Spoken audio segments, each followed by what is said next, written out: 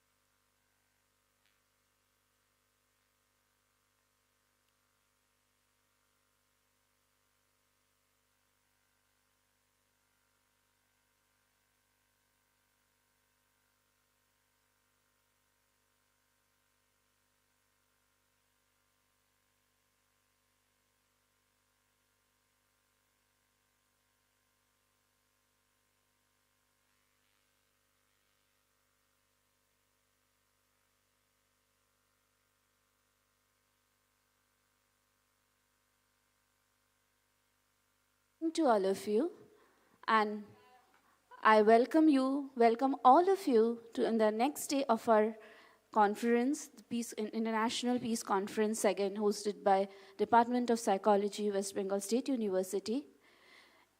I'm feeling privileged to introduce Professor Manoj Kumar Mondol, Sir, Cognitive Neuropsychologist and Distinguished Visiting Professor, Indian Institute of Technology, Kharagpur, who will be delivering us the first talk of the day, which is a recorded message from him. Dr. Manas K. Mondol is a distinguished visiting professor at Indian Institute of Technology, Kharagpur, and adjunct professor at National Institute of Advanced Studies and at Allahabad University, and as an emeritus resource professor at Rashtriya Raksha University, India. Formerly a distinguished scientist and Director General and a professor of psychology IIT Kharagpur, Dr. Manas specializes in the areas of neuropsychology and cognitive science. He was elected as the Fellow of National Academy of Psychology in India 2012, and for his contribution to psychological science, he was given away the Technology Leadership Award by then Defense Minister of India 2016 and the Scientist of the Year Award by the Prime Minister of India 2006. Dr. Mondol has to his credit 14 books, over 100 research papers in international journal of high repute with 7,000 plus international citations of research work. So I welcome all of you. Let's get engaged into this message provided by Sir. Shomin, could you please play the message?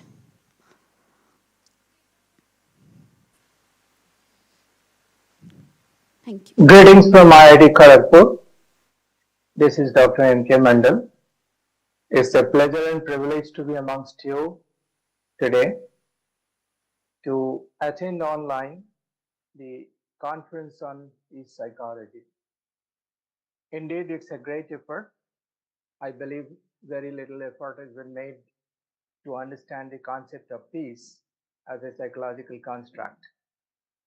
Towards that end, the effort is commendable, and I would like to talk about something which may not be directly related to peace, but very close to, which is about the science of happiness. Now, before we talk about it, it's important that we understand uh, the, the fundamental difference between happiness and peace. Well, as I said, peace is a concept, rather a construct, which has got some difference with the concept of happiness, which I'll definitely narrate about.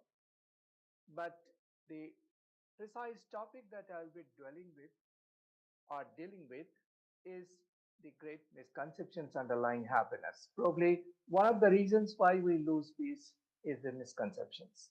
So, my effort today would be to let you know how happiness is understood and why happiness is misunderstood and why people are unhappy. But before we do that, I would like to find some relevance between happiness and peace. And in terms of the differences that I would like to clearly focus on, is that happiness and peace, they appear to be same, which is actually not. When we talk about happiness, it is generally conditional. Sorry. A peace is unconditional. I mean, when somebody is in peace, he or she is having unconditional peace. I mean, it does not depend on any condition. So happiness has got some kind of condition, peace doesn't.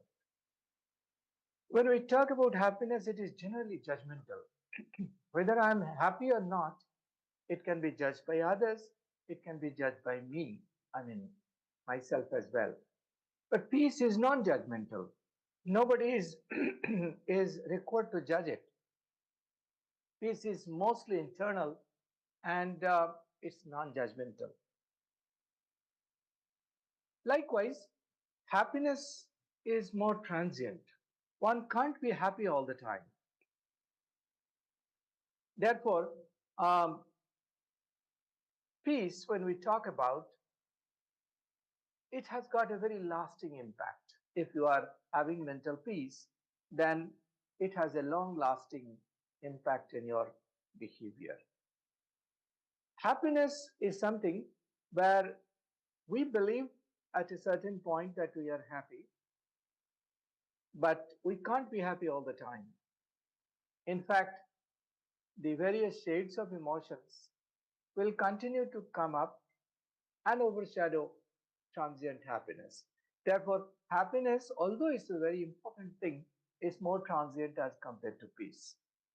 And finally, happiness is expressed. If you are happy, we can all understand that you are happy. But peace is quiet. One can easily understand who is at peace, like I have given the example of Lord Buddha. The face is quiet.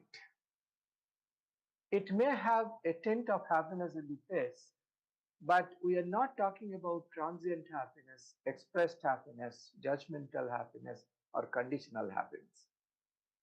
Now, towards that end, peace may be our ultimate goal. We would all like to have peace. But as we also know, life is a journey. And in that journey, it's very difficult to attain peace at a very early age. Therefore, it's important that we understand all shades of emotion and happiness in particular. You ask anyone, everybody would like to say that, well, I would like to be happy in my life. Now, the question is why people aren't happy? What makes them unhappy? Because of several conflicts that we have in hand. I'll try to list them in the forthcoming two consecutive slides, and let us try to have some questions first before we try to answer it. So, the questions that we are going to put forward, what makes us happy? We will try to understand. Can money buy happiness? Many of us believe that if I have a lot of money, probably I'll be happy. What are our misconceptions? Why not people are happy?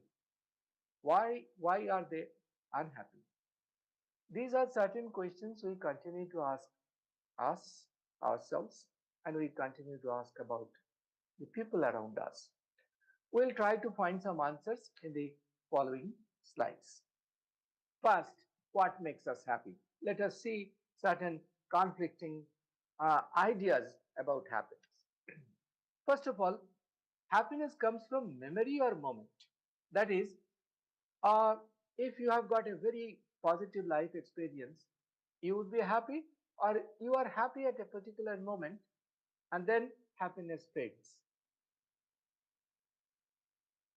Happiness comes from attaining an object, or happiness comes from an experience. It's possible that I attain something, but my experience of happiness is not there. And it's also possible that I do not have anything, but I still got happiness as an experience. So it's a question. Do we need an object, or do we need a particular experience for becoming happy? Happiness comes from affluence or autonomy. Affluence means when you have got a lot of money, a lot of material possession, it's called affluence. It may be biological, psychological, social, physical, ecological, all kinds of affluence.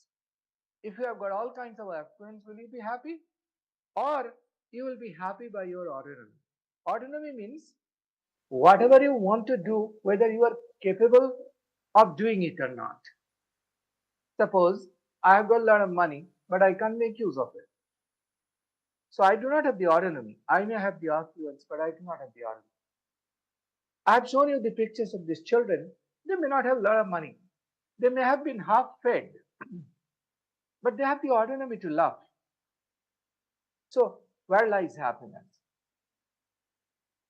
Happiness comes from helping somebody as a volunteer, or happiness comes from getting a reward. I'm referring to blood donation camp.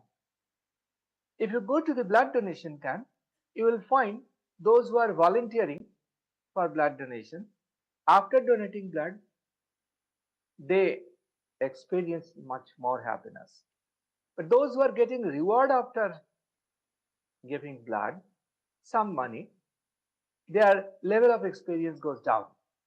So, is it a misconception that reward gives us money? We'll discuss it later on.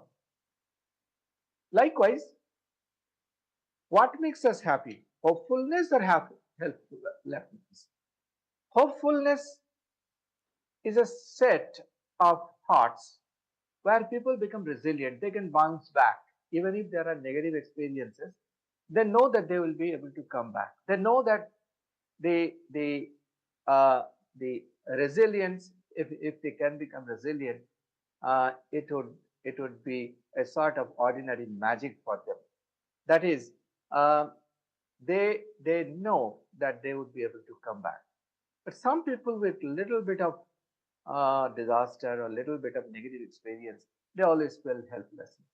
So who becomes more happy? Those who believe that they are helpless, or those who believe that they would be able to get back up that negative experience? Likewise, what gives you happiness? Awful experience or familiar sights? We all have seen Taj Mahal, probably many of us. But Taj Mahal in a full moon day may be an awful experience. That awful experience, will that give you more happiness? Or is it the familiar sight, something you have already seen, that gives you more happiness? Likewise, is it the betweenness that your relationship with someone gives you more happiness? Or is it the withinness that you are happy, so you don't bother about others' happiness? You want to satisfy yourself, or you want to satisfy your relationship? Where lies the happiness? Likewise, giving someone a gift or receiving one such. What gives you more happiness? If you get a gift or if you give a gift to someone, like someone near and dear, their his or her birthday. If you purchase a gift for him or her, will it give you more happiness? Or if you are getting a gift in your birthday, that gives you more happiness. These are some questions which remain unanswered to all of us. So I'll try to sort it out one after another in terms of the misconceptions. So the first misconception I deal with, that the more money does increase happiness. It's a misconception. Daniel Kahneman got Nobel Prize on this book and on this concept. He found that happiness doesn't increase with your increment in salary. Actually, he did study on 4.5 lakh people in US. It's found that after a modest salary of around $75,000 per year, which is a modest salary or average salary for any American, their happiness doesn't increase with the increment of salary. Their life satisfaction may increase, which is a cognitive evaluation of their happiness, but the emotion of happiness does not increase. And at the same time, he found that lower income doesn't cause sadness. I mean, it's just not orthogonal to each other. You may have lower income. Eric Sola may have got lower income, but they are not sad. They may be happier than a much more richer people. So it's a misconception that more money does increase happiness. Likewise, as I just narrated to you, that happiness comes from receiving gifts. Now, this study has come in Science, reported in Science. This study has been done on 136 countries, and it has been found that your happiness goes up when you purchase a gift for someone. And there is a brain link for that. Generosity and happiness studies were done using functional magnetic resonance imaging. And it has been found that when you are happy by purchasing gift for someone through generosity and link of happiness, then brain gets better activated, and through which you derive the sense of happiness. So happiness comes from receiving gift is a misconception. In fact, happiness comes from more by purchasing a gift for someone. giving a gift to someone who may be a loved one. Like we believe that freedom of choice enhances happiness, that if you have got freedom to do everything, then probably you will be happy. That is, if you have got complete flexibility, you do not have to undergo discipline, probably you will be happy. Let us see what the research says. Research says that it's better to have some choice than no choice, but having too many choices reduces happiness. The simple reason is that if you have got too many choices, then it puts a pressure on your cognitive ability. If you have got two jobs in hand, you would be happy because you can choose one from. But if you have got five jobs in hand, it would put cognitive pressure on your head. And then you will find it very difficult to actually make a decision. It will actually cripple your decision making capability. And whatever decision you take, you will continue to think thereafter whether you have taken a right decision or not, even if it is a good decision. Therefore, neuroscientists suggest to free up the brain. Don't have too many choices. If you have got too many choices, then you would be under tremendous pressure or cognitive pressure. Likewise, we believe that longer vacation will make us happy. If you get, instead of 1 week, if you get 2 weeks of vacation, you would be happier. Now, experiencing self and remembering self. Kahneman, once again, Daniel Kahneman talked about it. He says that it is the moment and the experience, so living at the moment gives you more happiness. If you want to remember your happiness, it probably would not give you that kind of happiness. So he says that it is the moment which gives us more happiness rather than just memory, because memory fades. Memory mixes with other negative events. So 2 weeks of vacation is not twice as good as 1 week of vacation. In long vacation, memories mix together and it does not make one hour happier. So if you are going to your hometown after a long time for about a week, you would find yourself in a very happy position. But if you're there for 1 month, or if you are there in your family for a long time after some time, as it happened in pandemic, it causes proximity stress. And you have during this vacation or during this period, a lot of negative memories as well. So positive and negative memories mix together and it does not give you that kind of happiness what a particular moment gives you happiness. So longer vacation will make us happier is actually a misconception. Likewise, negative memories prevent from being happy. If you have got negative memories, we believe that we would be unhappy, which is not true. It's once again a misconception. Because in our life, we are bound to get positive memories and negative memories. And always we find some kind of stress and negative memories on every day. Question is whether negative memories prevent you to be happy? Not really. Research has shown that we don't forgive someone for the past mistake.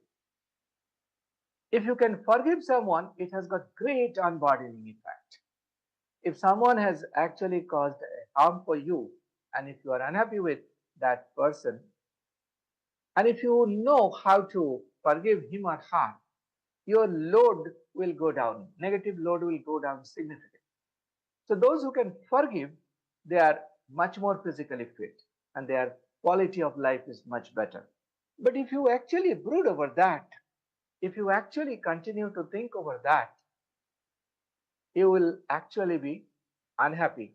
That's why people often say, Buddhist monks say, that anger is nothing but punishing yourself for someone else's misdeed. Someone else made a mistake and you are punishing yourself. So if you can forgive, then at least you remain happy in that process. So it's a misconception that negative memories prevent people from being happy. Likewise, we believe that getting my dream job will make me happy.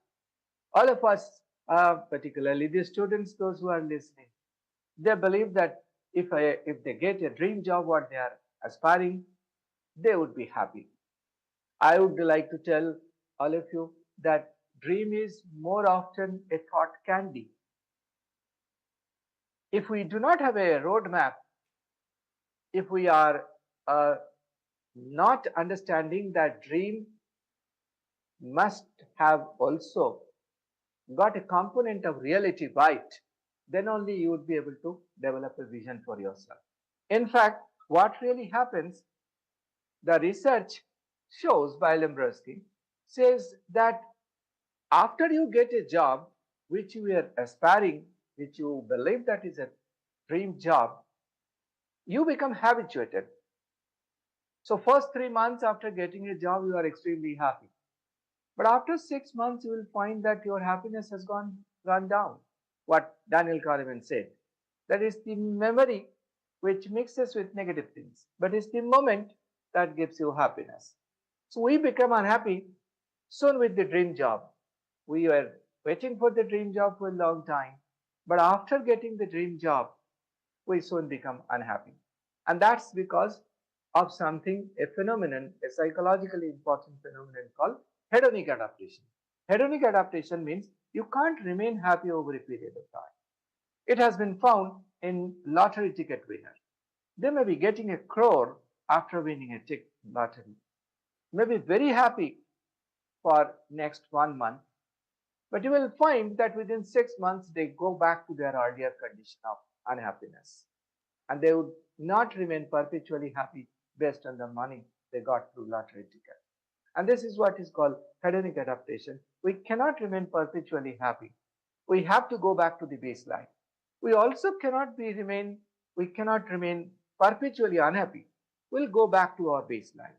So the question is, to remain happy, you have to create a proper baseline from where you can actually experience the moment of happiness. Likewise, people believe that pain reduces pleasure. In fact, pain and pleasure are orthogonal. But if you go to the neuroscientific literature, you will find that the pleasure and pain center are same. I mean, if you do not have pain, you will not form the social bond. If you have got relief from pain, that also gives you pleasure. Like if you have got a very strong headache, and then after the headache goes, you will find a lot of pleasure. Pain also captures your attention. If you are painfully attending something, then it captures your attention. So the fundamental is that pain is inevitable, but suffering is optional. So finally, we would like to discuss why we are unhappy. We remain unhappy because we often compare ourselves with others. Actually, comparison with self brings improvement. If you compare your past self, then it will bring improvement. As I said, hedonic baseline. If you can improve upon your own baseline, self-standard, you will actually develop much more happiness. But if you try to compare yourself with the others without raising your baseline, which we call comparative standard, then it will bring discontent. So self-standard versus comparative standard. Likewise, lack of gratitude. We gain so many things, but if we do not have the gratitude for what we have gained, we will not be happy. Every morning we wake up and try to understand what we could not do last day. I mean, what is that we lack rather than what is that we have gained. Lack of gratitude actually forces you to think in that way. If you have a sense of gratitude, you will find people around you are very happy and they will make you happy. Then getting stuck in comfort zone. Most of us want to remain in a very comfortable position. Now, comfort zone is very beautiful, but nothing grows there. So people want to remain in status quo. People want to remain in a zone where they do not have to suffer any kind of stress. So if you do not suffer any kind of stress, you will not grow also.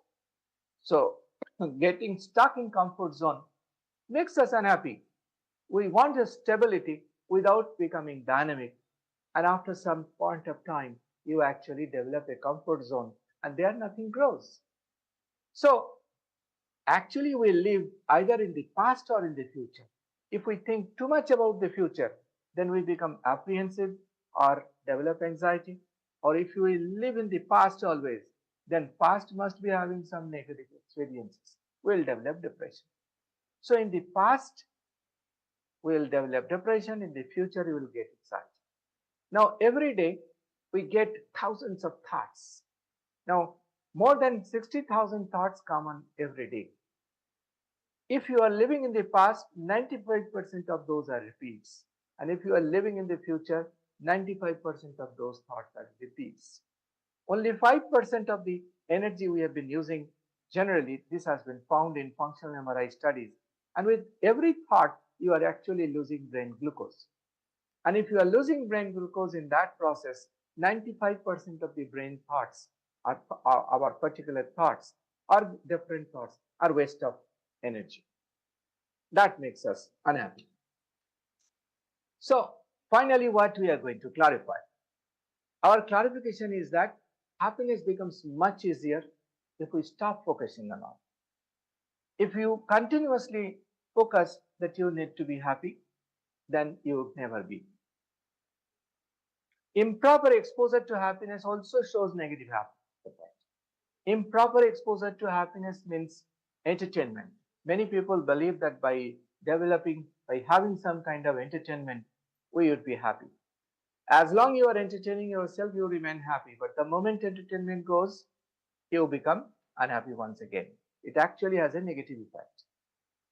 Likewise, if you want to be happy alone, not with others, then that lonesome pursuit of happiness will separate you from others.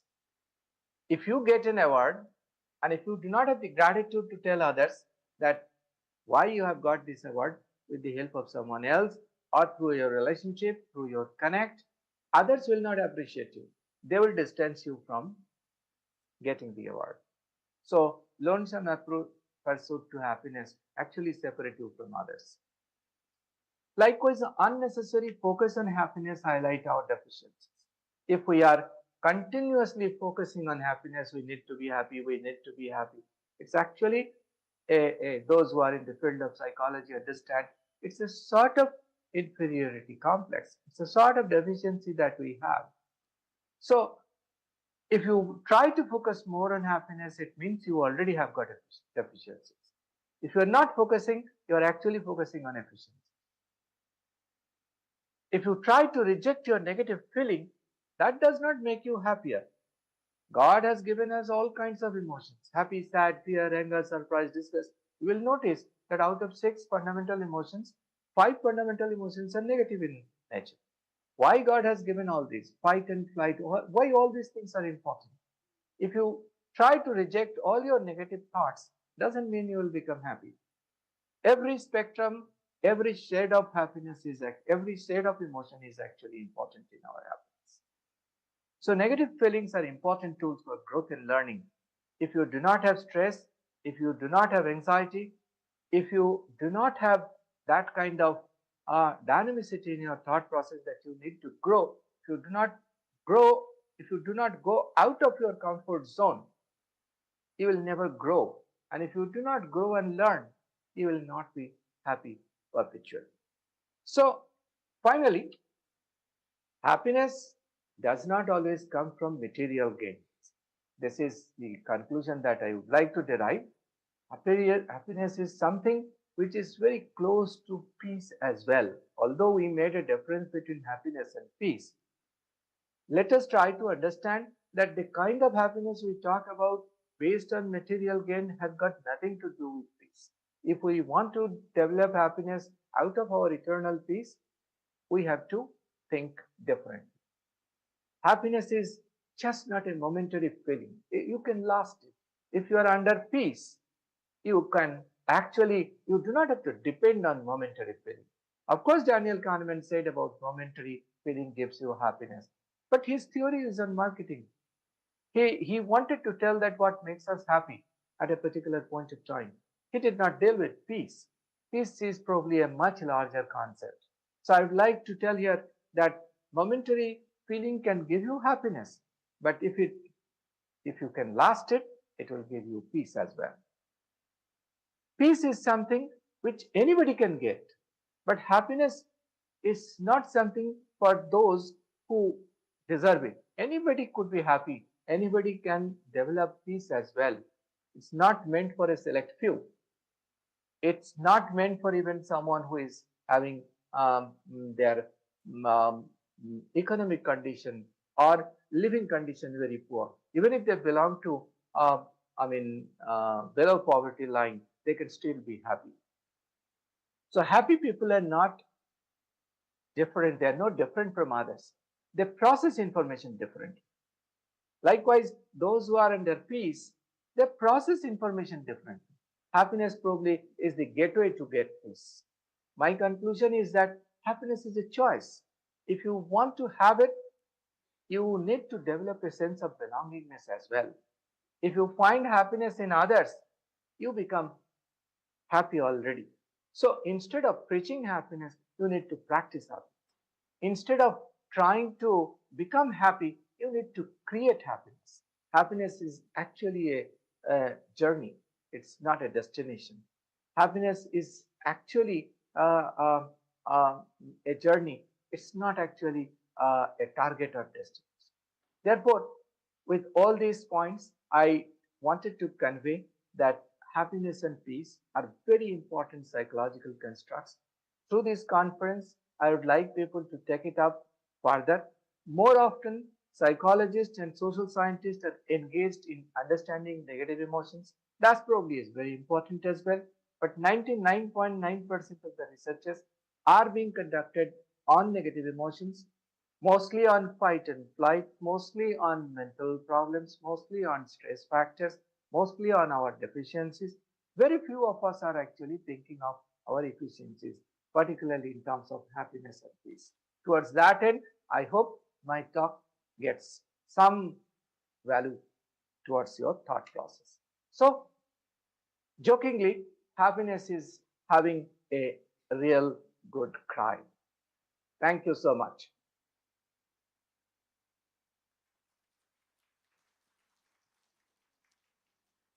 We would like to thank Professor Manoj Kumar Mondol for his enriching message, focusing on the unconditionality, the non-judgmentality, and the quiet of peace.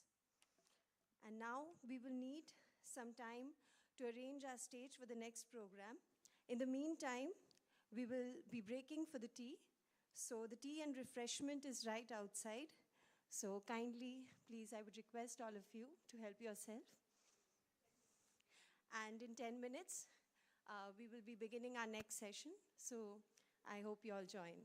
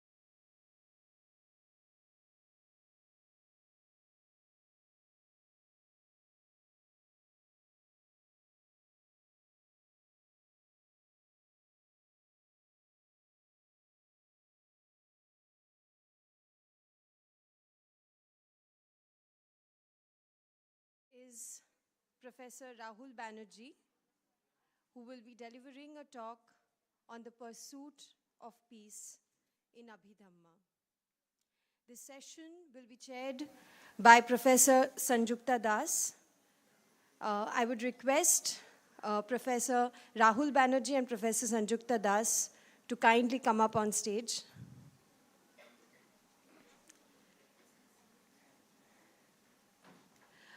Dr. Sanjukta Das is an RCI registered clinical psychologist and is working as the professor in the Department of Psychology, University of Calcutta. She is also the former head of the same department. She completed her MPhil. একটু light দেবেন চেয়ারে ওইদিকে টেবিলে একটু light আমি শুনতে পাবেন না ওটা বন্ধ কেউ Please, can you pan the light on the stage? কেউ একটু পেছনে যদি থাকেন একটু লাইট স্টেজে দেবেন Professor Sanjukta Das has completed her MPhil in medical and social psychology from the Central Institute of Psychiatry, Ranchi, and her PhD from University of Calcutta. She has explored diverse fields of research, including personality growth, midlife crisis, and disturbed childhood. Mental health crisis and psychosocial intervention had been her focus for quite a long time. Gradually, her research interest facilitated multidisciplinary intervention approach with a special focus to render service to elevate childhood distress with the help of the integration of psychology and Indian classical music. Other than this, she's actively involved as a principal investigator in Center for Potential with Excellence in Particular Area, University of Calcutta. She is also the core faculty member of Clinical Psychology Center of University of Calcutta. And Professor Das also plays a very prominent role in human resource development in the field of clinical psychology. She has different research publications as well. So we would request our students to felicitate our chair, Professor Sanjukta Das.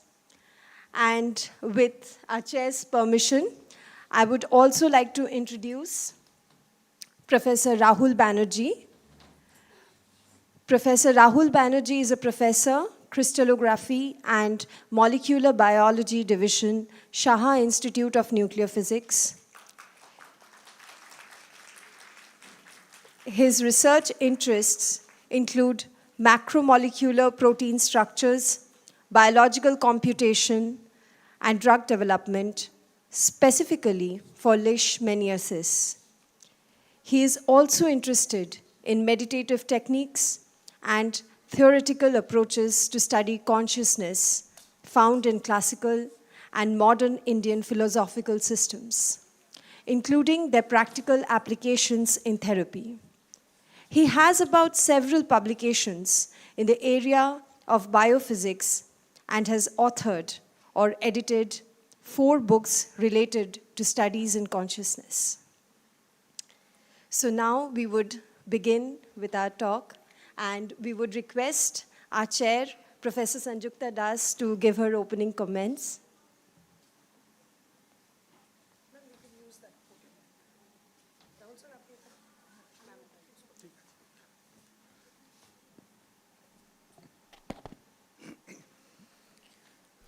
Good morning, everybody. In the beginning, I wish to convey my thanks to the organizing committee of such a wonderful international seminar to call me here for sharing views and chairing such a meaningful session.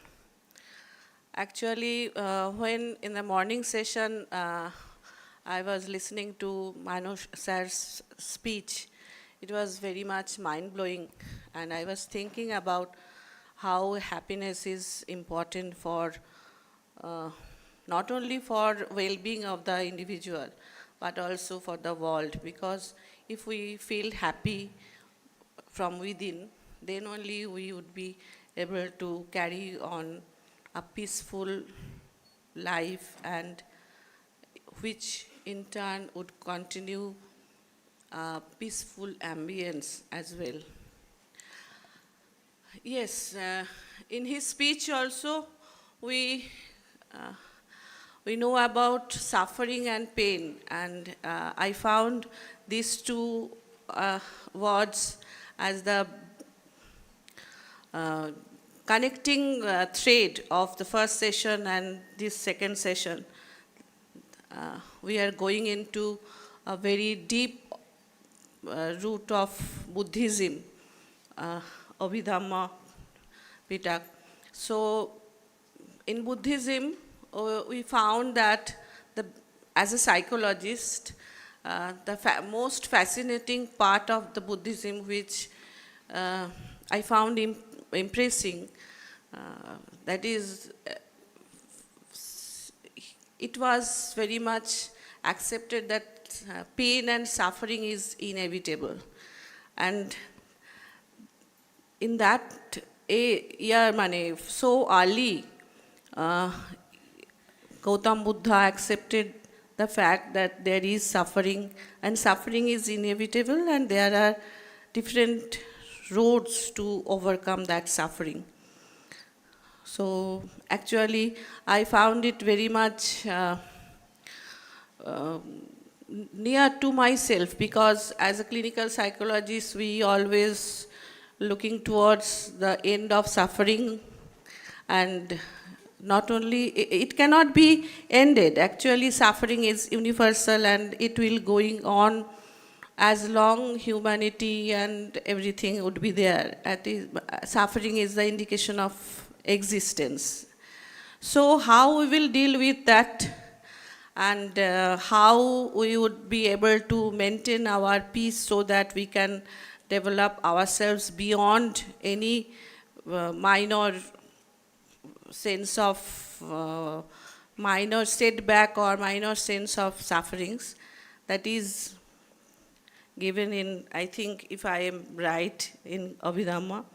So Professor Rahul would enlighten us regarding that issue. Thank you, sir. You please start your. Thank you very much. So it's been delightful. I hope this effort which has been put in to make this conference a success will be repeated. It's been delightful. I found it very delightful in the way the conference has been organized, the talks, the thought which has gone into it. So I'll be speaking about the pursuit of peace in the Abhidhamma, but before that, I would like to spend a few minutes, a few slides on possibly a topic which is not directly related to peace. Now, there's a reason for that. The reason is that, you see, in psychology, there are different perspectives. I'm learning psychology. Of course, I'm not an expert. But there are different perspectives. And some of these perspectives, like, for example, one perspective is coming from biophysics. Fortunately or unfortunately, since I have been a professional biophysicist, this is my training, this is how I have spent my professional career, I can understand the mindset of the people or the way a problem is approached in biophysics. So there's a biophysical perspective in psychology. So since I'm a biophysicist and I've been trained in that tradition, in the most conservative discipline in that tradition, I understand a little bit about the mindset of the people who are driving this program of biophysics and psychology. On the other hand, I've also dabbled a little bit in meditation. So it seems that both the classical Indian thinkers and the modern Indian thinkers have a very important point to make. But the idea is the two systems are not gelling, and nobody has found a thread to connect them together. And this is a big problem. It is going to become more and more complicated as time goes by. So before I start, so here there are actually two problems. One is the problem, of course, human beings are in distress. you can see it all around you. You have to open the newspaper and you'll find distress. So there is this practical problem of how to deal with this distress, to keep this frustration within limits so that there's no explosion of violence. So this is a perennial problem. Right from 5000 BC, we have this problem. And I don't think we have really solved it, and we don't expect to solve it in a few years. On the other hand, the classical Indian tradition believes that the root of this problem lies in ignorance. So knowledge can resolve this problem. We don't understand ourselves, we don't understand Prakriti, we don't understand nature sufficiently enough to resolve this problem. Now you may disagree or agree with that, but this is a classical Indian point of view. See, when Buddha tried to resolve this problem, he did not propose a new political system. On the other hand, it's not that he didn't think about it. See, there is one passage in one of the Nikayas where he's sitting quietly and someone comes and asks him, what are you thinking about? And he said, I'm thinking about the governance system. That how can we have a system of governance in which there will be no violence? So he has given thought to it. But essentially the entire knowledge tradition from the Upanishads, from Buddha, right up to Sri Aurobindo, believe that it's a question of knowledge. So it's not a question of, it's essentially a question of knowing yourself. So let me begin this talk by saying, in science, in the year 205, they did a kind of survey. So they surveyed many senior scientists, many scientific thinkers to identify what is the major problems, unsolved problems of science. So as you know, unlike religion in which something is decided upon, science grows, and to understand what you don't know is as important in understanding what you know. So this issue was about, it said questions, what don't we know? So obviously these questions will frame future scientific activity. So just one slide, the number one, so these questions were also these questions were also classified as to which is the most important question, which is the second most important question, and so on down the line. So there seemed to be consensus. So then they took all these views and there was a consensus and they published it in the prestigious journal. And the first problem which everybody felt was, what is the basic constituent of nature? Now it just so happens, scientists, especially cosmologists, believe that only 5% of matter, the entire science has understood only 5% of matter. Whereas 95% of matter and energy is not known. That's the understanding right now. So even in my institute where I come from, people are trying to research, people are trying to find out what is the character. It's not that, let's say there is some galaxy and I don't know what is there in the galaxy. It's not like that. You see, we know about mass, we know about certain things about matter. But there are some aspects of matter and energy in this universe about which we don't have an idea. We do have no account of that. So it's a humbling kind of a discovery that we only know 5%, 95% we don't know. Dark matter, dark energy, dark because we don't know what it is. But, you know, like, it's in a very fluid state. But so this is the number one problem. Everybody seemed to, the consensus was this is the number one problem. The second problem was the problem of consciousness. So I'll just take a few minutes to, maybe most of you are aware of it, most of you are reading the literature of it. So this problem is coming from a certain kind of perspective. This is actually a 5,000-year problem. And from 5000 BC to 5000 AD, India was one of the places where enormous activity took place. Buddha was one of them, Mahavira was one of them, and there were many others, maybe not as great as them, but definitely very evolved. So, you know, we had a conference on consciousness, I've forgotten, 2005 perhaps, and there were many, it was lucky, many senior scientists agreed to come from overseas. And they all told me one thing. They said that, you know, this is where it started. It started in India. There's no doubt about that. And the next thing they said is, where is India? We don't see India now. So much activity is taking place. Where is India? So you must change this. So now what's consciousness? What is the problem? The problem is consciousness as experience. your system, your biological system, about which we know quite a good deal, generates experience.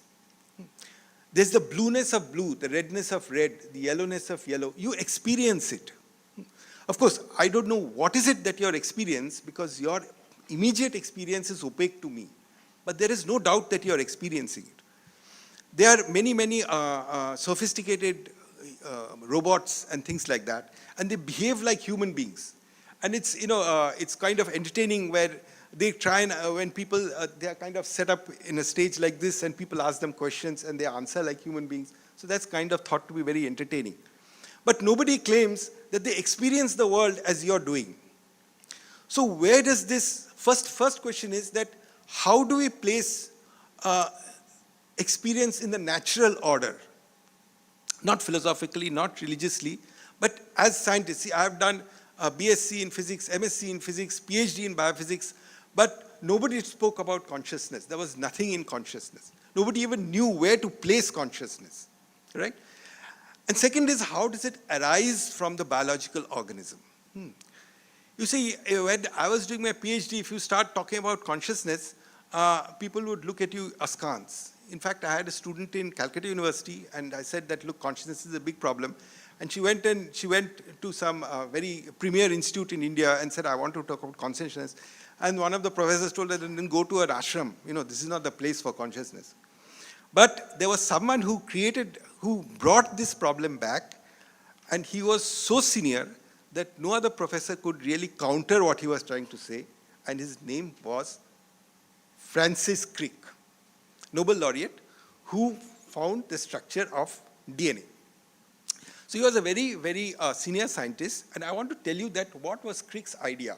You may not agree with it, and certainly I don't agree with all that Crick has said, but there is no doubt that he brought this problem back. And see, the idea is something like this. If you study biophysics and you study a cell, then the cell is made out of DNA, RNA, proteins, lipids, sugars, small molecules, etc. And they have a lot of functions. You see, a cell has a lot of living functions. A crystal doesn't have those living functions. A cell has. It divides, it takes in food, it searches for food. Even bacteria communicate with each other. It's called quorum sensing. So all this is explained in terms of DNA, RNA, proteins, lipids, sugars. So the dance of life is the dance of molecules according to biophysics. So if you say, if you ask a biophysicist that what is life, he will look at you and say, yeah, these are the molecules, right? So life, the functions of life has been broken out into the interplay and interaction of these molecules. So he said, no, I'm not asking about these molecules, I'm asking about life. So he'll say there's nothing called life over and above these molecules. This is life. We have taken functions of the cell, we have broken it down into chemistry, that chemistry has been broken down to physics, and we have resolved this problem. There is no life over and above this dance of molecules, which is our biophysical activity. This idea is called physicalism, and Crick thought, now Crick had a crusader spirit. He wanted to reduce all phenomena in terms of actual material energies. Electromagnetic energy, nuclear energy, etc. But in the domain in which you are working, it's electromagnetic energies. And he wanted to stamp out everything else. And that else extra is called vitalism. It used to pervade Western sciences, but now it is a completely discredited theory. And Crick came out with a crusader spirit to stamp out the only place where vitalism was trying to hide, and that was in consciousness. So Crick decided, and I'll read from you directly, and you'll realize his point of view. You, your joys and sorrows, your memories and your ambition, your sense of personal identity and your free will are in fact no more than the behavior of a vast assembly of nerve cells and their associated molecules. As Lewis Carroll's Alice might have phrased, you are nothing but a pack of neurons. This hypothesis is so alien to the ideas of most people today that it can be called truly astonishing. So this was Crick's agenda. And he said that if you find the neural correlates of consciousness, that if you find the state of the brain when you're apparently conscious, you're listening to me, and if I can in some way monitor the states of your brain, and then we will resolve this issue. So 30 years have been spent in following Crick's agenda. It is now universally accepted, as I in science that consciousness is the important problem, central problem, if I might add it. And I'll just spend 1 minute to just tell you that it's a very vast subject. There's so much literature, but just 2 minutes, 2 slides, to show you where the situation stands today vis-a-vis this perspective of psychology.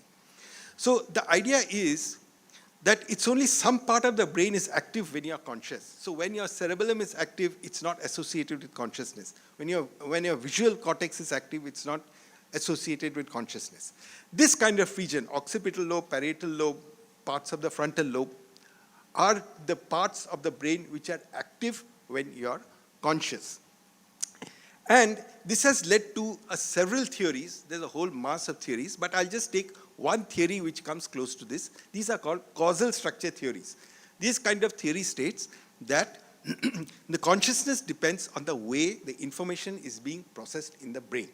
So information processing in the brain is the way the axonal the axonal pulses are moving in the brain. So one theory is called recurrent looping theory. So the idea behind the theory is that when you are looking at me, the impulse, the axonal impulses are moving to visual cortex in only one direction. So this is called a feed-forward loop. It's not coming, by the time it comes to the visual cortex and projects beyond, the higher areas of the brain, the parietal lobe, the thalamocortical regions, they start also sending their pulses backwards. So there is a kind of loop. And when consciousness appears, this loop has to be in existence. This is one theory. Another theory states that when you're looking at me, now there's my color, there's my position, my movements. So there are different aspects of this visual percept. So as long as individual parts of the brain are processing these individual percepts, so long there is no consciousness. But when this information is integrated and put together, so see, you don't see my hair. Oh, I have no hair. So, so you don't see my shirt, then you don't hear my voice, you don't see my movements. So that happens there. But when your brain is working, you see all as an integrated piece of information, as an integrated image. So once that integration takes place, then you become conscious. So now, there's some criticism of the NCCs, and there's some very strong criticism of Crick's essential point of view. One criticism is that if you take a loop, if you take this electronic circuits, or if you take this kind of a circuit which is going on in the brain, then you can repeat or you can mimic the brain with kind of neuronal circuits. So you can have a feed-forward circuit. So if the loop is what is essential, even with 2 or 3 neurons or 6 or 7 neurons, you can repeat the loop. But there is no consciousness involved. So the answer to that is no, it's something embedded in the biological organism. Then the question is what? What is it? If it's just the structure of the loop, then there are many ways you can make this loop with neurons. Now technology is very sophisticated. The next question is that if you have and this is a little technical point, if you have a feed-forward loop and there's a function, you can always, you're saying there has to be a feedback loop to make consciousness arise. But you can also have a feed-forward, so you can map a feedback loop onto a feed-forward loop, right? And repeat the same function. So you can have several kind of circuits which is giving you the same function. So what's so special about that causal structure, or what is so special about the way the information is being processed to give you consciousness? You see, when we want an answer in a scientific context, we want a unique answer. So if your answer must be unique, you must be able to show that only this and this is my answer. This is what explains the phenomenon. That is the scientific agenda. So I'm saying that the causal structure theories have inherent problems. Second problem is that the thalamocortical region is supposed to be active when you're conscious. But in hypnagogic hallucination, that is just before you fall asleep, and if you fall asleep slowly, you don't just crash out. Somehow I've never managed this hypnagogic hallucination, but maybe some of you have. You have to fall asleep slowly. When you fall asleep slowly, just before you go into sleep, the brain starts hallucinating. That's called hypnagogic hallucination. And that's when the thalamus at least is switched off. So if you're saying it's a thalamocortical region, then you're having experiences without the thalamus. So now, this reduction of consciousness to physics has also been attacked.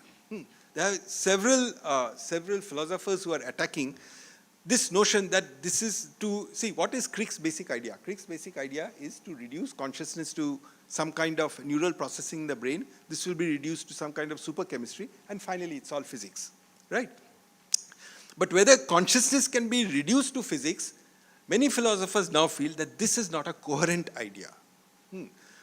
A coherent idea means it is not a logically sustainable idea. See, like in psychology, there are many perspectives, and some of these perspectives, as I said, they don't gel.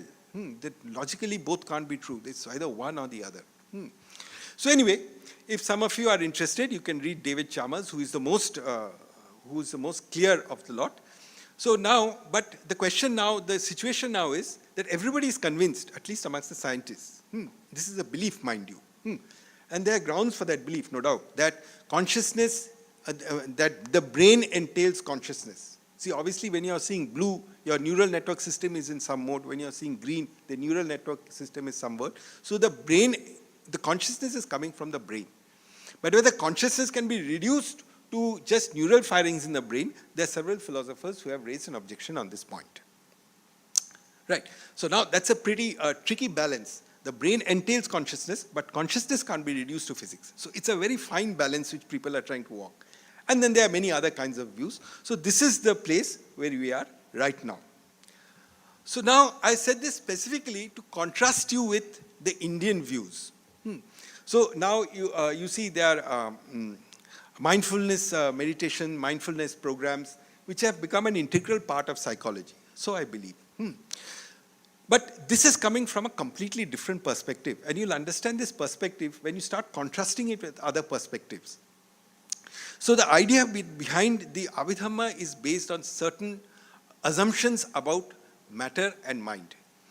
And the basic assumption of the Abhidhamma is that mentality, conscious mind, and matter can't be mixed together. They are two different ontological entities. You cannot find consciousness in matter, and you cannot find matter in consciousness. This is the basic position. But this position is different from the Cartesian position. Maybe some of you are getting a little restless that I'm dealing with some basic philosophy, but just I'll ask your patience, because once the advanced meditations begin, these divisions and distinctions become absolutely crucial. So Descartes said that matter and mind are substantially different. They are two different substances. But Buddha denied that within the matrix of space-time, there can be no substance. There is no substance. And he calls this dependent origination. That is, your experience can be broken up into elements which are interacting with each other, but they cannot be given the status of a substance in the technical definition of a word. So a substance is what persists. A substance cannot have a substructure. A substance is what is the thread which runs through experience or through matter. So there have been philosophical systems which have spoken about immutable atoms and immutable individual souls. And Buddha denied both of them. He said, once you're in the matrix of space-time, there are no immutable atoms and there are no immutable souls. So if you see phenomenon, souls means individual eyes. This word soul is a loaded concept, and it means different things to different people. But when Buddha used it, he meant it as an individual, individuated I. The I which says that I am a student, or which says I am 50-year-old, I am this, I am that I. And he said there is no such I which persists, and there is no such material entity which persists. Even then, the matter and so whenever you see something, there is a matrix of causes which makes this arise. So if you're looking at me, there's a matrix of causes. I have to be there, your brain has to function correctly, your eyes have to function correctly, and there's a whole gamut of causes, complex causes. And these causes are dynamic, and what you're seeing, hearing, thinking, feeling, touching, whatever is the domain of your experience, This is coming from the matrix of causes, and since these causes are themselves dynamic, what you're seeing is also dynamic, has also to change. This is called dependent origination. Now, in this, the central concept then he said was, since matter and mind are not the same thing, they are different, ontologically we would say separate, the basic concept, the entire structure of Abhidhamma depends on the conception of an internal state. That is the heart of Abhidhamma, internal state. So now what is an internal state? So before that, you see, I'm a humble crystallographer. This is what I do for a living. Or this is what I've been doing for the past 25 years for a living. So you get crystals, then you subject them to X-rays, and finally you solve the structure to find out the position of atoms in the. Can I take 5 minutes more? Okay. To find out the structure of atoms in this crystal. So if you look at 10 to the power of minus 10 meters and you look at 10 to the power of minus 3 meters, then you see that they look completely different. So likewise, you have an ego personality, the integrated I. So this works in seconds, minutes, and so on. But if you, through some kind of meditative technique, can reduce the time in which your experience happens, then you will find that this I does not exist there anymore. So what is there? What is there is what is called the internal state. And this internal state has a certain structure. So since matter at 10 to the power of minus 10 meters is granular, the internal state is also graininess. So one internal state arises, another falls, arises, another falls. And if your experience is there in that level, in that time period, then there is no I. So what is the constitution of this internal state? The constitution of this internal state is what is called the chitta, which is consciousness, which is experiencing. There are emotional formations, feeling, perception, attention, volition, and psychic energy. Since I have very little time, I can't really go into the discussion of the internal state in great detail. But what I want to tell you is the main thing is one of the main constituents of the internal state is emotional formations. So this internal state is a completely integrated state. You cannot remove any element from this state. It arises, then falls, arises, and then falls. And this completely integrated internal state repeats, doesn't repeat, it comes in time. So now,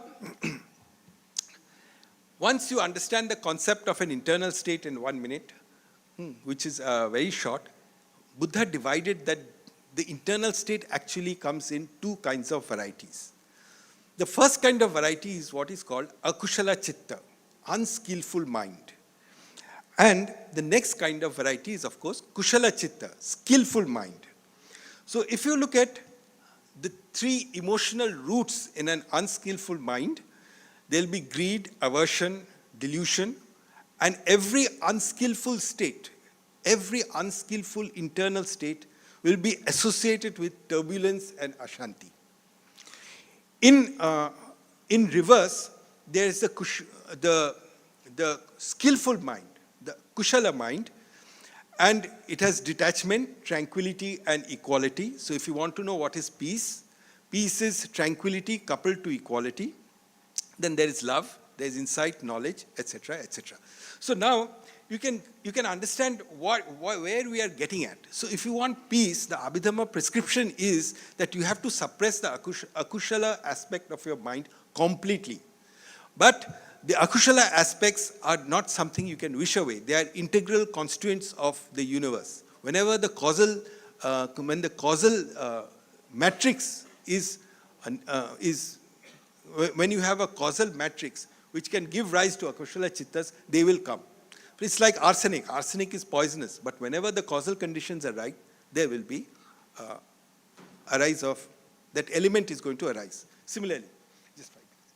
I'm a little low. 5 minutes, take it? Okay. So now, vertically and horizontally, it is agreed that craving is the source of unhappiness. Craving is the source of ashanti. Craving is the source of peace. That's pretty that's, you should, if you think about it, everybody agrees on this point, vertically, horizontally. But that's little strange because, see, if you are anger, if you have aversion, and if you are filled with hatred, that also is a source of Ashanti. In fact, that is a more catastrophic source of Ashanti. If you are enjoying yourself in greed in some manner, you generally don't expect catastrophic results. But the idea is that, you see, the internal state is an integrated state. So every emotional formation will have a certain feeling associated with it. So greed, lust is pleasant feeling, aversion is unpleasant feeling, delusion is neutral feeling. So we don't generally want an unpleasant feeling. What we want is a pleasant feeling. And this is the honey trap which draws you into Akushala Chitta.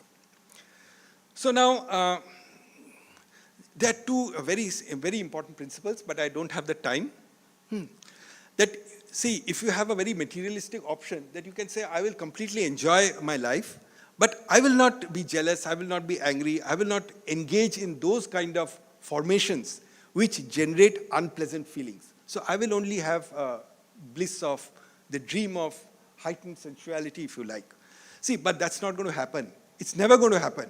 It's never. It has been tried, and it's not because Buddha said so, because there is a law of nature which is involved. And I don't think I have the time to really go into the details of this law of nature, because it is one of the pillars of Abhidhamma, that if you have craving, then you will have to suffer pain. There is just no way you can separate the two. Just no way. So anyway, finally, I have some 3 minutes. So what is the prescription of, what is Abhidhamma's prescription? Prescription is complete suppression of Akushala Chitta, and that can't be done normally. It requires enormous effort. So there are two bhavas which you have to calculate, which you have to cultivate. One is Shanta Bhava, and the other is Sakshi Bhava, which is called. So there are some 40 meditations in the Abhidhamma which generate this kind of tranquility, this kind of equality. And one of the meditations is meditation on peace. See, I don't have the time to discuss this meditation, but since some of you are peace psychologists, you can go through this meditation. It is one of the Abhidhamma, 40 Abhidhamma meditations. Many of the meditations cannot be performed. You need different kind of infrastructure for it, but many of them can. And this is a simple meditation, but I will not go into the details of this meditation. But only I will say that all these meditations are very serious. They are not to be taken lightly. But the idea is that if you, this is called Savitarka, with thought. This will not relieve you from Akushal Chitta. It may increase your threshold, but it will not relieve you. To relieve yourself from, to completely suppress Akushala Chittas, that it does not arise in you, you have to practice Sakshi Bhav. And that Sakshi Bhav has to be practiced in a proper place. So I don't have the time. I'm really sorry. I kind of misjudged my time, but there is something called the heart basis. And this is not a philosophical theory. This is not a speculation. This is a reality. Unless you, this is, the heart basis is some formation of matter which maintains a real track of your emotional states. So there are ways to enter into the heart basis, and from there you have to see this entire phenomenon. You have to see this entire phenomenon. So I think some of you are using mindfulness meditations and this and that, but that's at a very superficial level. See, once you come into deep and advanced meditation, you have to encounter your heart basis, because that's where the internal state and the physical state come together. So if you want to understand how a physical state and internal state interact with each other, you have to come together. And ultimately, if you can bring yourself to that, and if you can go down this path, and you can establish yourself as a Sakshi, see, you're completely lost in loka. That loka could be a heavenly loka, it could be a hell, it could be a thinker's loka, it could be a warrior's loka. Loka means world. But there is something which is not loka. Stop. And that's nirvana. So many theories on nirvana, but nirvana is an object which the internal state sees. And to see that, a special kind of chitta has to come into existence. And once you see nirvana, then the rising of Akushala Chittas is suppressed for all time. I think I'll stop with this. I'm really sorry if I've taken more of my time. I kind of miscalculated. So. I've overtaken my time. I don't think any questions.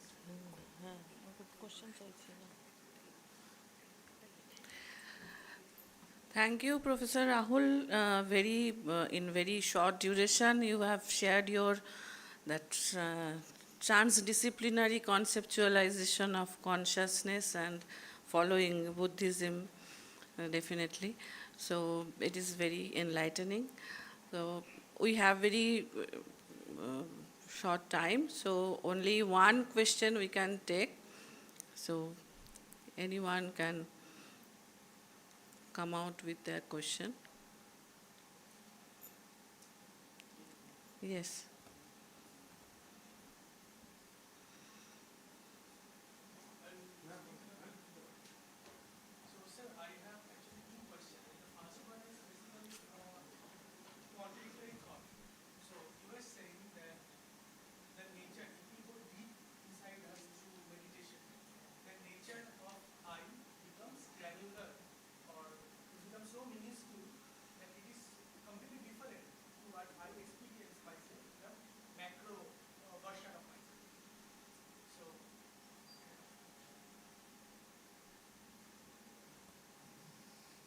Hello.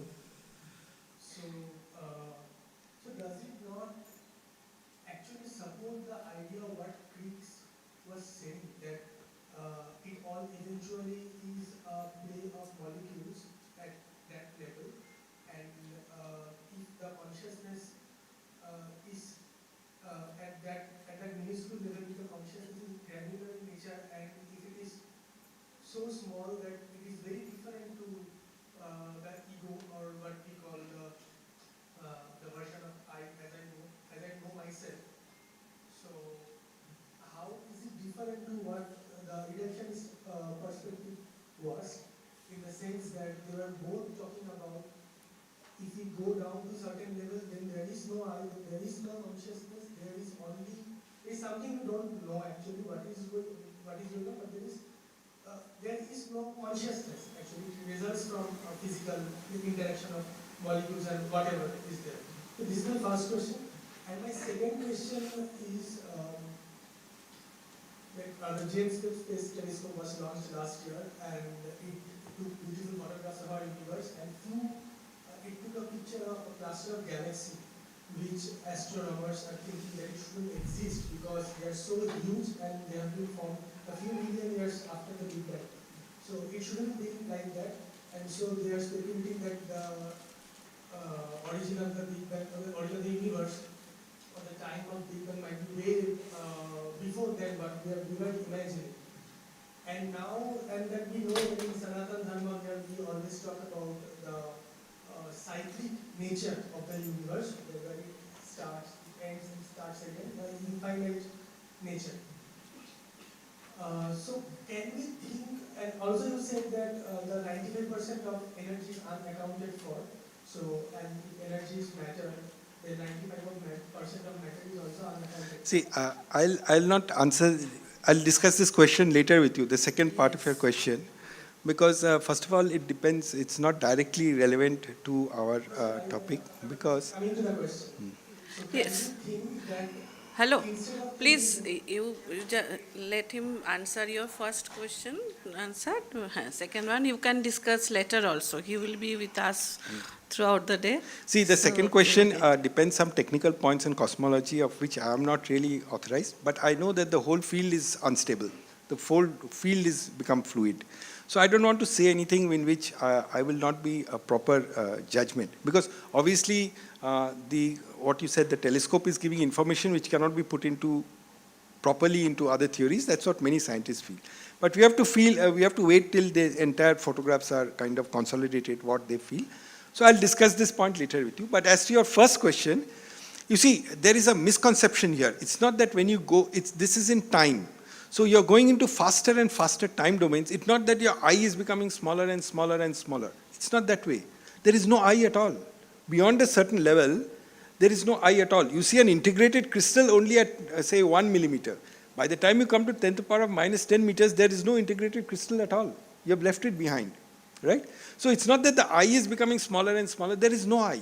What you are seeing, secondly, there is consciousness. Only the consciousness is a fluctuating consciousness. See, when you have an I-associated consciousness, it's as if it's a smooth, continuous consciousness. But here it is a fluctuating consciousness if you have managed to come down to that level. Right? So consciousness is always there. It's not that consciousness is not there. In direct contradiction to Crick, who said that it's only matter, there is no consciousness. Right? We'll discuss this later since there is some time shortage. Thank you, sir. Actually, yeah, yes. You may be more curious to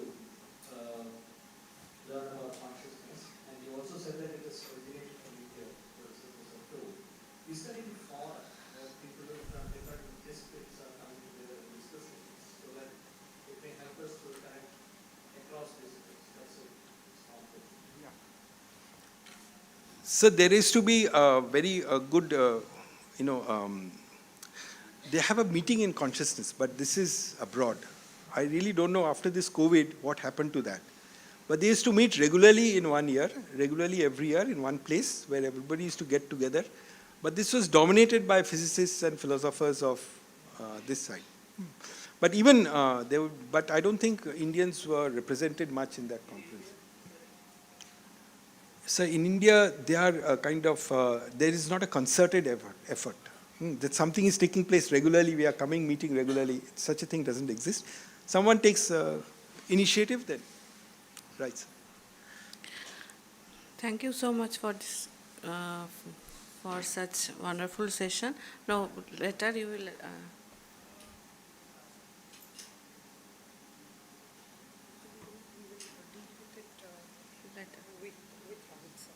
Okay, you just write to them.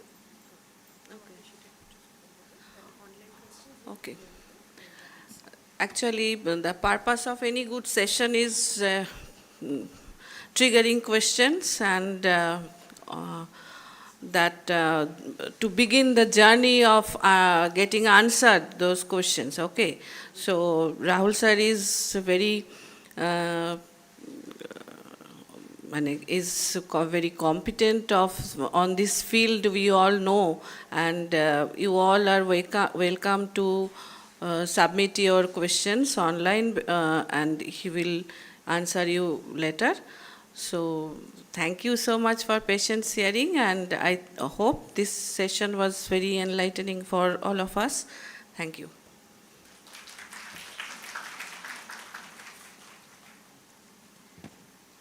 So thank you so much, Professor Rahul Banerjee, for your enlightening talk on the history of exploration of consciousness and how it is still a pressing question. And you have implanted this question in us as well today. So now we will move on to the next session. And so over to you, Srimoy ma'am. Thank you, Nanika. Our next plenary is plenary 6 today. Yours peacefully, the bond between two vagabonds, Gopi and Bhaga. From the name itself, we are very interested and it has piqued our intrigue, and we are very, very lucky to have with us as a resource Dr. Shobhan Taravdar, and to chair the session, I would like to call upon Dr. Pallavi Banerjee. I would request the students to please have them come on stage.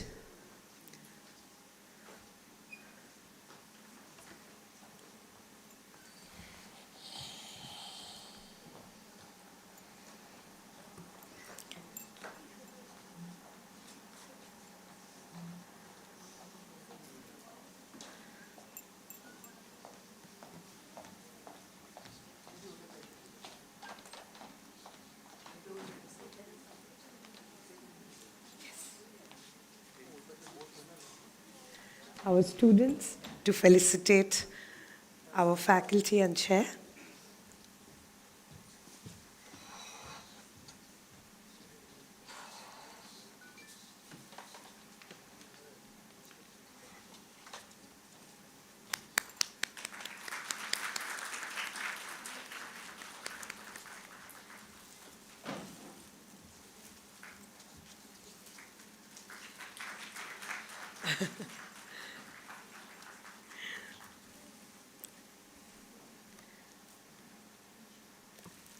Dr. Shobhan Taruvdar is a distinguished scholar, filmmaker, and independent researcher with a remarkable academic background in film studies.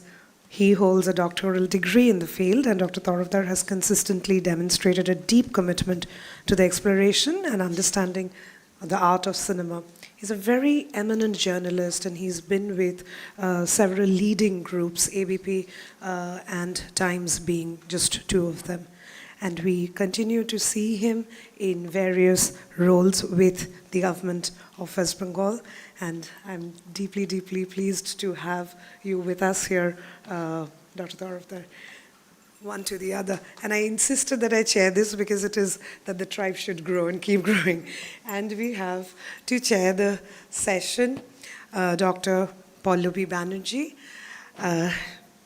Pallavi is a dear friend. That is not her identity, but is a dear friend, not just of for me, but also to the Department of Psychology at West Bengal State University. She has been with us from the inception years, seen the department grow, and as a faculty, she has contributed, she has nurtured with her insights and with her knowledge.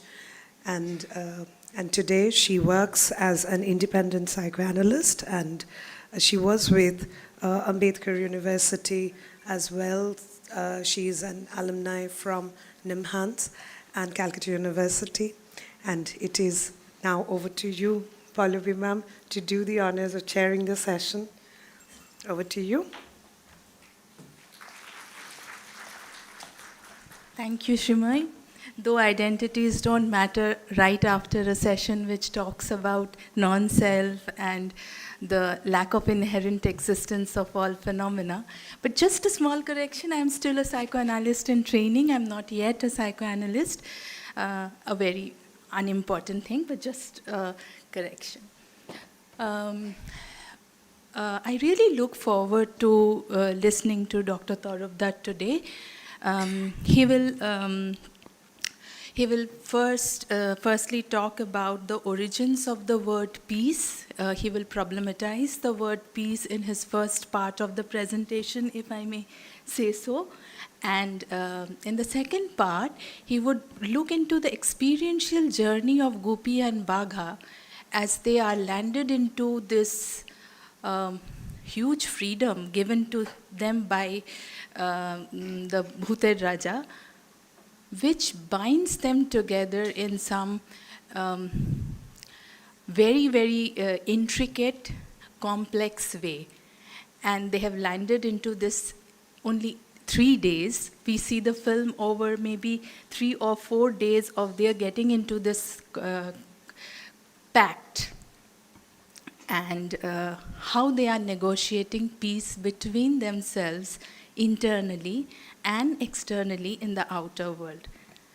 With that, I welcome Dr. Taruvdar to begin and look forward to hearing him.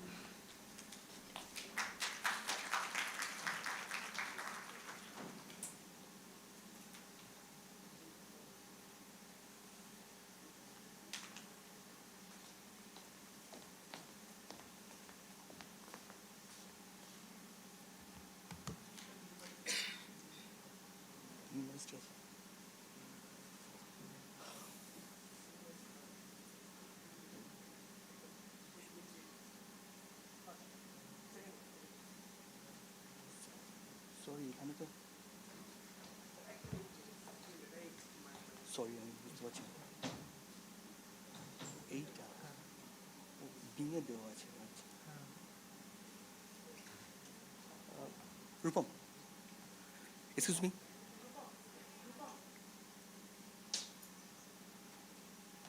এটা কই screen করে দাও।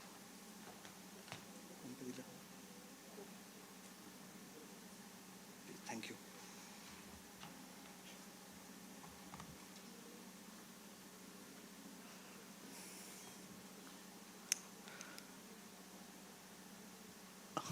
Thank you. I think I have reason to believe that I am the only odd man here. So I should be out. Even before I could enter, I'm the only odd man here in this holy congregation of psychologists, which I'm not one. So with due apology, I stand before you to share my, kind of, I won't call it insights, but kind of observations. And since I dabble with films, and my recent area of research is on these two vagabonds, Guppy and Bagha. So I chose Guppy and Bagha as the, kind of subject of my talk. This talk. Can you please let me know how many of you are not really aware of these two vagabonds, Guppy and Bagha? Can you please raise your hands who do not know Guppy and Bagha? How many of you are? On 1 and 2, you are outnumbered, but still, I appreciate your presence wholeheartedly. So I would like to introduce these two vagabonds to you, and of course to those who know them. This is the film that Satyajit Ray, or you can call it Satyajit Ray, he made in 1969, kind of 54 years back. And this is the film that was a turning point in his career. Before he made this Guppy and Bagha, everybody took him to be a director who only made films for kind of the so-called adult audience. But then came these two, this duo Guppy and Bagha, and everything changed, and changed for good. Though the original story was written by his grandfather, Upendra Kishore Rai Chaudhuri, and Ray is his grandson. Ray's father was Shukumar Rai, who was the son of Upendra Kishore Rai Chaudhuri. And then Ray chose the story of his grandfather to be the subject of his film, but he just took the skeleton of the story, he changed it outrightly. And that, I think, I am going to show you how he intervened into the narrative. But then, those changes were very, very significant. And this is the film in which, though Ray started scoring music for his films much before this film came, Guppy and Bagha, but this film is actually a musical, and those two hands that were raised who do not know Guppy and Bagha, I will ask you to kindly watch it on YouTube. It is there.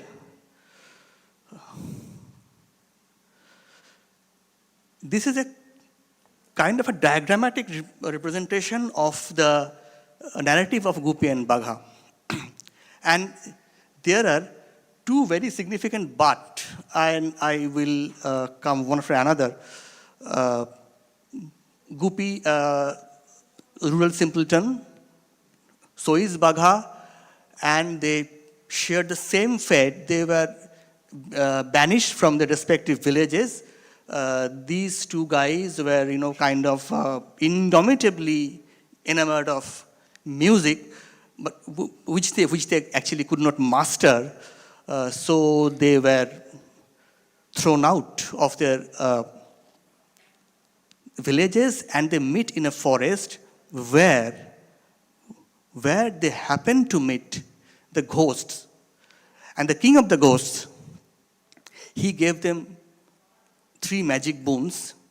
1, eat as they wish, jachai porte khaite pari. Dress as they wish, jekhan khushi jaite pari, go in a flash wherever they want. And 3, sanitepa magadesa gaite pari, gift of melody and drumming.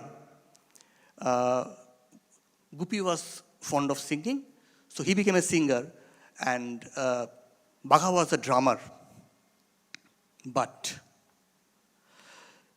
the booms involving food, clothing, and travel will only work if they clap jointly, one hand each,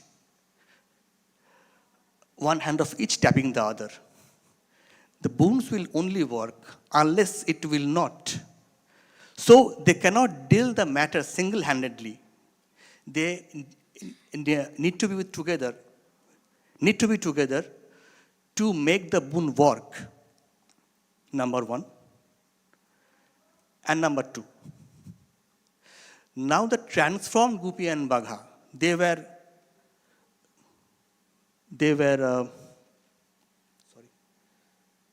rural simpleton, then with magic power. They go to Shundi, they win the royal music competition, the kind of talent hunt. You can call it Shundi Saregama or whatever. They won it, and they become court musician.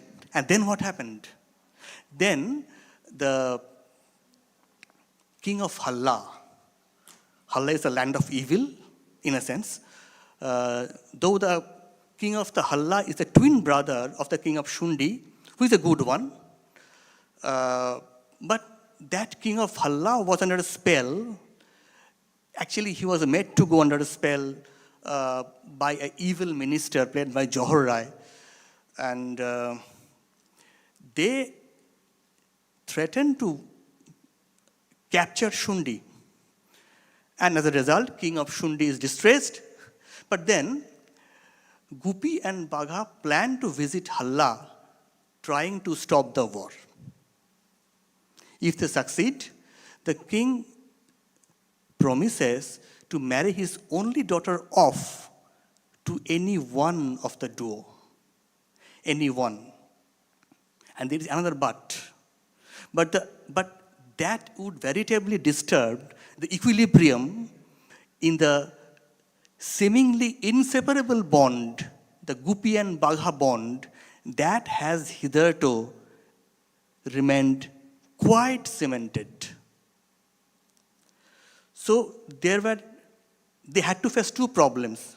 One, they need to be with each other every time, each and every time, if they want to make those ghostly booms work, number one. And number two, only one princess is there, and there are two. Who will marry him? Anyone.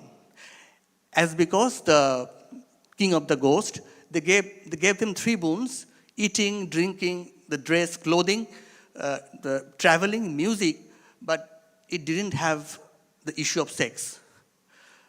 So they had to be a single entity, preferably. So those were the problems that I would like to begin with, and that I would like to explore and problematize as far as I can. Through what? And then comes the main part of my talk.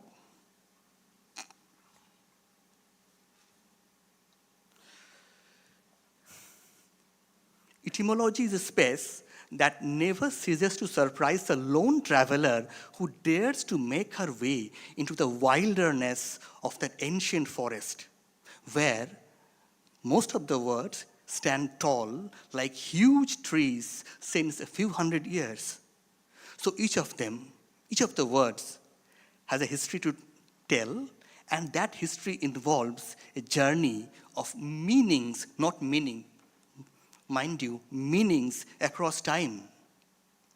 The meaning of any word is not any fixed and fixated entity. On the contrary, it is a radical one informed by the intervention of space and time. Hence, it keeps on changing as the world around it changes. So that is the part of my etymology section. And another part is cinema. I will try to explore as much as I can, how the meaning of the piece was constructed across time, and how in that very meaning lies the seed of its own deconstruction. The meaning of the piece, it is itself self-subversive in a sense.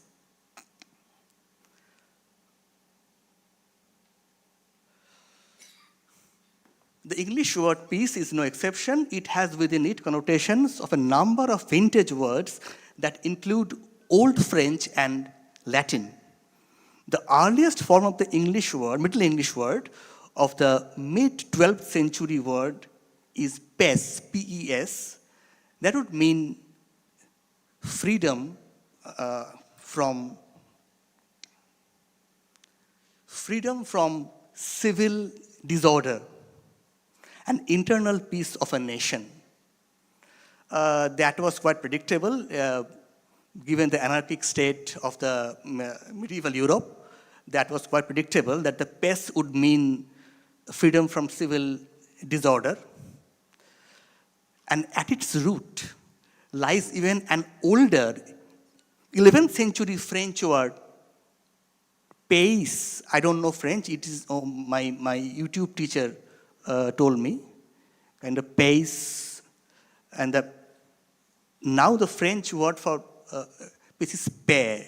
If I don't know French, so, but that was pays, meaning reconciliation, silence, permission. So just have a look at the meanings: freedom from civil disorder, internal peace, then reconciliation, silence, and permission.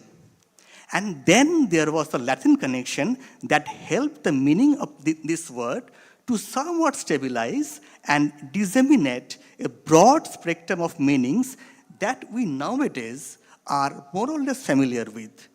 The Latin word is passem.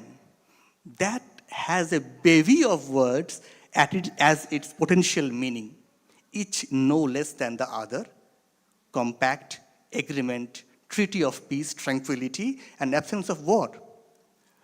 Once we find that this Latin root has a distinct link to the PIE, Proto-Indo-European root, pag, which would mean to fasten.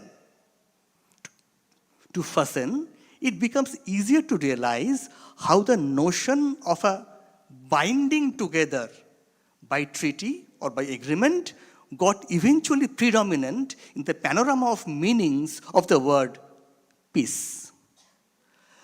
So as the word peace gradually settles down, the meaning tended to veer towards to fasten, to bind together several parties that had earlier been not in agreement with each other. Those disjunct cords would get fastened and pave the way for a cherished future is what the peace builders across the globe have been trying since the dawn of civilization. So, as a diachronic travel of the meaning of the word peace suggests, it is a journey from disharmony to harmony. But then, isn't it precisely the journey of Gupi and Bagha too, from disharmony to harmony? Actually, in more senses than one.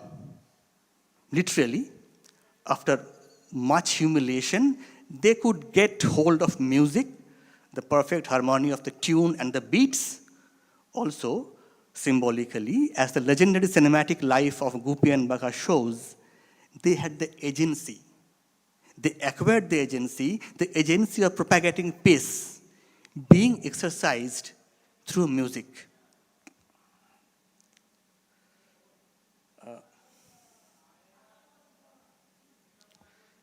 This is the same as one I earlier showed, one of them. As has already been mentioned, the king of ghosts gave them 3 boons to two of which enable them to get whatever food and dress they want, and also to go wherever they would wish for. The third one is linked to music, and by nature, this one is more individuated since it brought Guppy a magically melodious voice and Bagha an impeccable skill set of drumming. However, the first two booms had a significant rider. They needed, as I mentioned, they needed to clap each time they would make a wish, and that clap must comprise one palm apiece, one of Guppy, one of Bagha, something like what is now popular as kind of high five.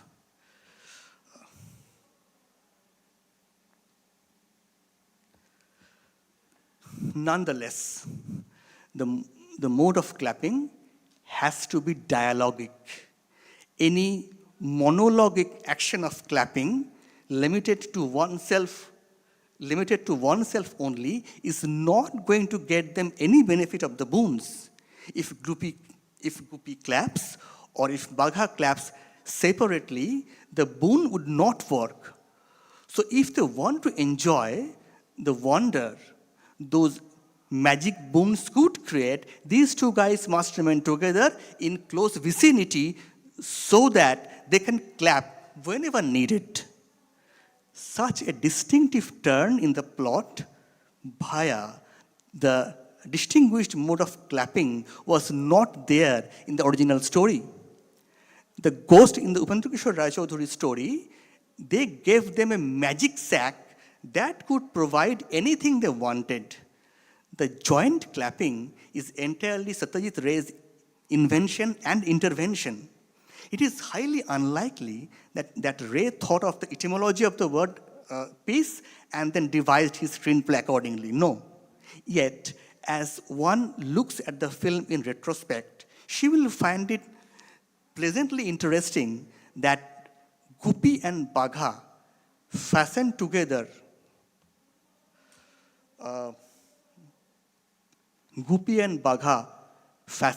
in a clap remains the literal epitome of the word peace, fastened together.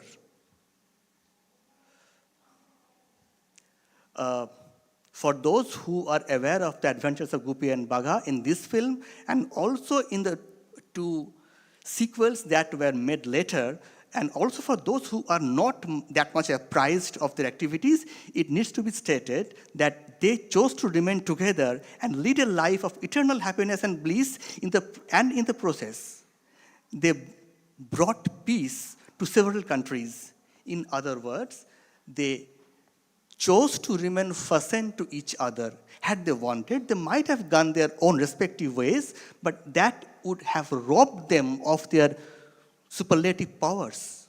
To keep the boon operational, they chose to remain together without paying much heed to any strictly personal desire. And so is the case for peace. The stakeholders need to prioritize the greater and collective cause of peace over any individual aspiration that might dent that greater cause. And at this point, I would like to draw the attention of all the psychologists, from the budding to the eminent ones, and also of other distinguished scholars present here, to the first proposition that I in this talk would like to offer. Peace, as an agreement between several concerned parties, is a contractual obligation that binds them together. Peace is a contractual, is a contractual obligation that binds them together. It is, on a wider scale, a social contract, or at a smaller level, contract made and maintained privately. In both cases, it is an ethico-legal political bind between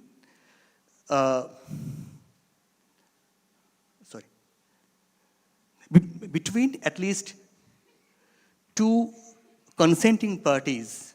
And two very quick points here. One, the legality of this contract is not always institutionalized. However, that does not, at least should not, since it is ethico-legal, dent the bind. 2, I do not dare to remind this August gathering here that the word political has not been used here in the sense of any electoral politics whatsoever. We live in a time when the personal is political and vice versa. Also, the tale of Gupi and Bagha shows a number of times the overlapping of spaces between the personal and the political. As far as peace is concerned, the ethical dimension is way too clear.